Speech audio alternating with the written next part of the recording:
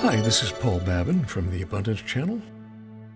In October 1965, Dr. Helen Schuckman, a professor of medical psychology at Columbia Presbyterian Medical Center, began to hear what she described as an inner voice. One of the first, if not the first thing the voice said to her was, "This is a Course in Miracles. Please take notes." And so she did. The thing was, Schuckman was not a religious or spiritual person, and this experience made her uncomfortable.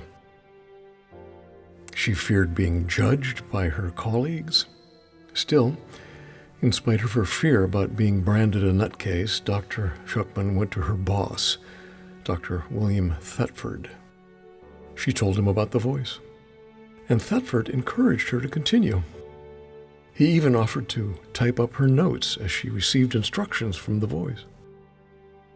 With Thetford's support, Schuckman continued her note-taking process for the next several years, and by 1972 they had the contents for what is now known as the Course in Miracles. There are links below if you want to learn more about this fascinating story. It's my intention to read the Workbook section of the Course in Miracles, which consists of 365 daily exercises or lessons. Each day, these exercises offer a different way to focus your attention on yourself and the world at large. I'll be reading from an early public domain version of the Course. It's what you see pictured on your screen. This may well be Thetford's typed manuscript. I don't know. Perhaps someone out there can clarify. I don't want to say a great deal more as far as introducing this, only that I first began to work with A Course in Miracles about 4 years ago. I've walked away and then come back a couple of times. Not all of it makes sense to me.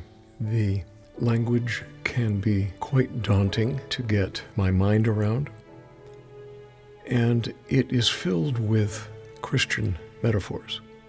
Some of those metaphors triggered me, triggered my biases, but I was also able to move past that in a very profound way.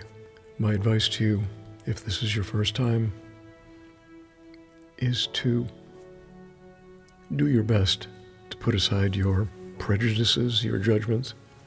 If some of the lessons don't resonate with you, that's okay. You're going to get a new one the following day. You don't have to do one per day. You can do one per week if that feels right. And don't expect to get it all the first time through. So, let's start with the introduction. Everything you hear going forward is from the voice that Helen Schuckman accessed over 50 years ago.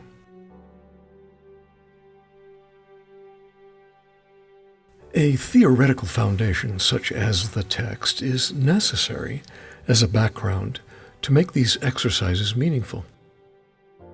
Yet, it is the exercises which will make the goal possible. An untrained mind can accomplish nothing. It is the purpose of these exercises to train the mind to think along the lines which the Course sets forth. The exercises are very simple. They do not require more than a few minutes, and it does not matter where or when you do them. They need no preparation.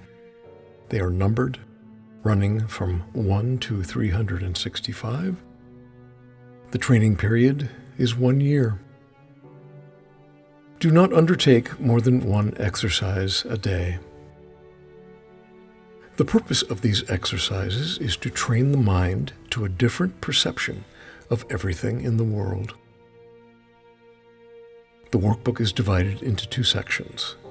The first, dealing with the undoing of what you see now, and the second, with the restoration of sight.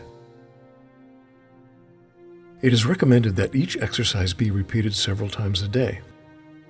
preferably in a different place each time, and if possible, in every situation in which you spend any long period of time. The purpose is to train the mind to generalize the lessons so that you will understand that each of them is as applicable to one situation as it is to another. Unless specified to the contrary, the exercise should be practiced with the eyes open, since the aim is to learn how to see. The only rule that should be followed throughout is to practice the exercises with great specificity. Each one applies to every situation in which you find yourself and to everything you see in it.